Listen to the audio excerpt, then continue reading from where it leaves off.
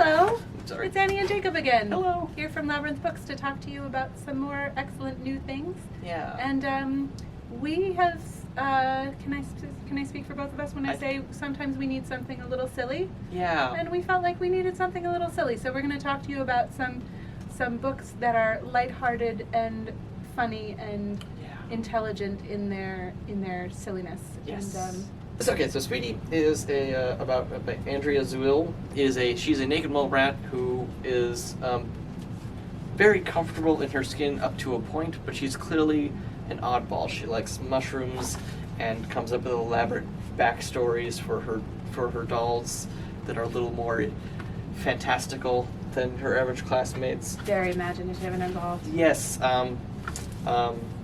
So clearly she's an outsider, and this is, I guess, on the surface, it's just a classic tale of like, oh, you're a little weird, but it's okay to be weird. Which is, of course, a wonderful message, but I like the way it approaches it because, one, it is legitimately funny. Yeah. It has, I don't know how to describe this without just reading the whole book aloud, but... You can read us some choice passages. Well, it's just, all I mean is that it has comedic timing. It does. It has, like, built-in... like beats, like actual like rule of three comedy beats. Yeah. That I'm just like oh, what did you, like this? My doll's this, and she likes peck pigs. Well, my doll's this, and she wants to be a doctor. What did you name your doll, sweetie? And then in giant block, this is warrior Princess Zorna, friend of the friendless, destroyer of evil, lover of chocolate beet cake with cream cheese frosting. Her favorite color is aubergine, and my mom made her for me. Like it's. I was telling Jacob before when I was buying this book, like choosing all the books and figuring out which ones to get, I had a moment where I wondered if maybe Sweetie was maybe too weird for other people, but I loved it so deeply that I brought it in, and I'm so glad I did because it did strike a chord with others of our customers and others on our staff. The thing that it does that I haven't seen as much of in picture books is it presents this character who is she is her own naked mole rat. She is not dancing to anybody else's beat. And it doesn't say like, here's how to buff the rough edges off so you can make lots of friends. It says you're gonna find your people. Yeah. There's nothing wrong with you. Yeah, just keep being you. Yeah. And I loved that because I feel like so often it's like, okay, just tone it down, take it down, and you're gonna make some friends and you're gonna be fine. It doesn't tell her to fit in. It loves her doll. It loves her mushroom fascination. Exactly. I also love, just as a meta narrative, you feeling that this book is too much of an oddball for other people to enjoy it, yet embracing it and bringing it in anyway. And the book did in fact find its own. It has fulfilled, like it has come full circle. Yes, thank you for that. I didn't put it in that, but yes. And this is why I work at a bookstore, because I have found my people.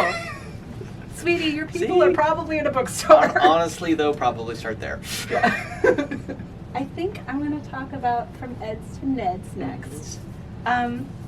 This is a delightful thing. It is very simple in concept. It is just a bunch of people going from one friend's house to another. Yeah. It is a simple rhyming picture book, right? No big deal.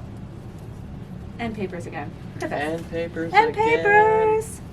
We got the hot air balloon and the whirligig and the paper airplane, all of which are modes of travel that you will see in this book. This is, I have lots of books in the store about things that go. I don't have anything about things that go quite like this. Absolutely. And it is an excellent addition. Yeah. All kinds of imaginative locomotion, including a tightrope, or is it a tightrope over the cactuses with the skunks? Yes, there is. I do like how there's like increasing amounts of peril. Just not, they don't comment on it. It's just that you're tiptoeing over, or you're tightroping over cactuses, and then also there are skunks. Skunks on top of the cactuses. Yes. Jumping over alligators. We get parachuting. from Eds to Neds by a parachute. This is a lot of fun. It is fun. It is beautiful.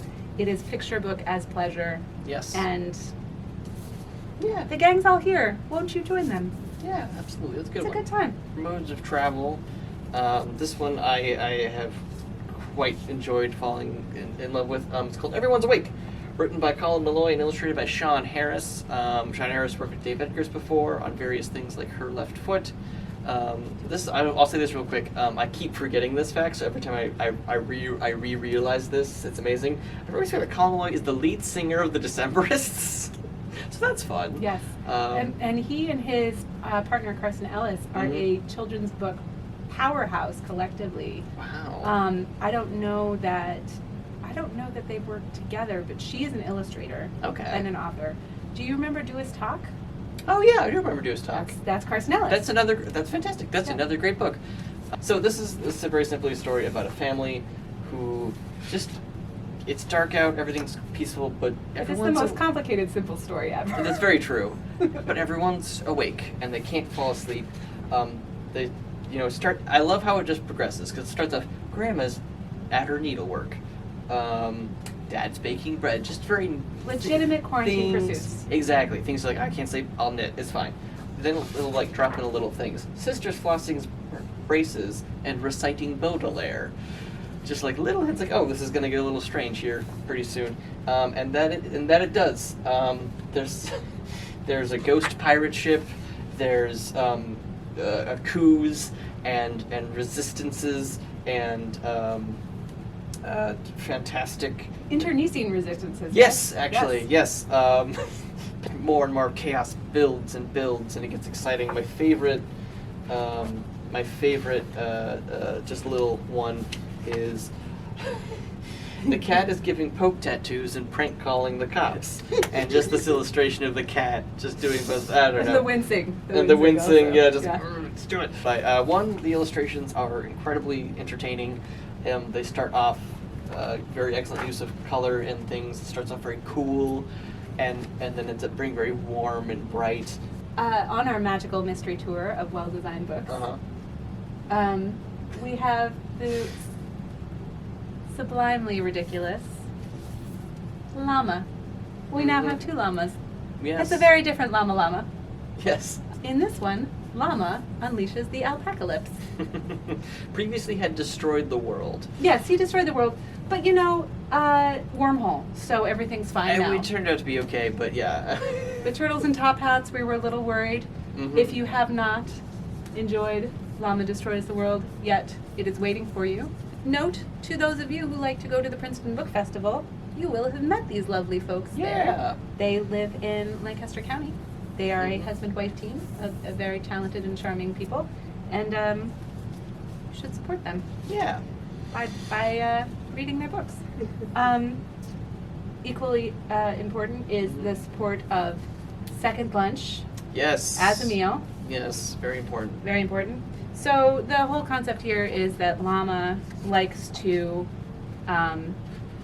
create supremely amazing balanced breakfasts Yes. that create unbalanced messes. And he does not like to clean up because that's just the kind of llama he is. So he invites Alpaca over to clean up after him, and he puts Alpaca in his replicator, and he makes enough alpacas to do the job. Yeah. We all know that these things go nowhere good. So things get a little out of control. By Second Lunch, the alpacalypse had begun. Yeah. It's very silly. It's very entertaining. It's just a good time for everybody. I do love the thing about Llama is that he is clearly like a brilliant genius. Oh, he is. Because he can make. He is a llama of many talents. Yes, absolutely. We can even enumerate some of those talents. That's true. That's true. I mean, in the first one, we know he likes to dance. We know he is a dancer. A dancer, a daring adventurer, a beekeeper, a gentleman, a scholar. Yes, he is all these things. But he is also incredibly lazy and irresponsible. Mm-hmm. Yes. Which I don't know why that tickles me so much, but I like to apply that to. He is a Renaissance jerk. Yes, is what he is. exactly. He's really is a classic example. He is a very, very talented id. Yeah. That is all he is. There's no comeuppance for Llama. No, he'll is never just- learn a lesson. No. And so we are not suggesting that he is an example for anyone. No. We are only saying these are some very silly and enjoyable books. Absolutely. Yeah. And we hope that you will enjoy them as much as we do. Yeah. When you need silliness next. Yeah, absolutely. So thank you for being with us. Yeah, and thank we you. will be back soon to talk about Talk about some more books. Yeah. From the sublime to the ridiculous. Who knows? And back. And back. We hope. Yeah. Thank Bye. you. Thanks.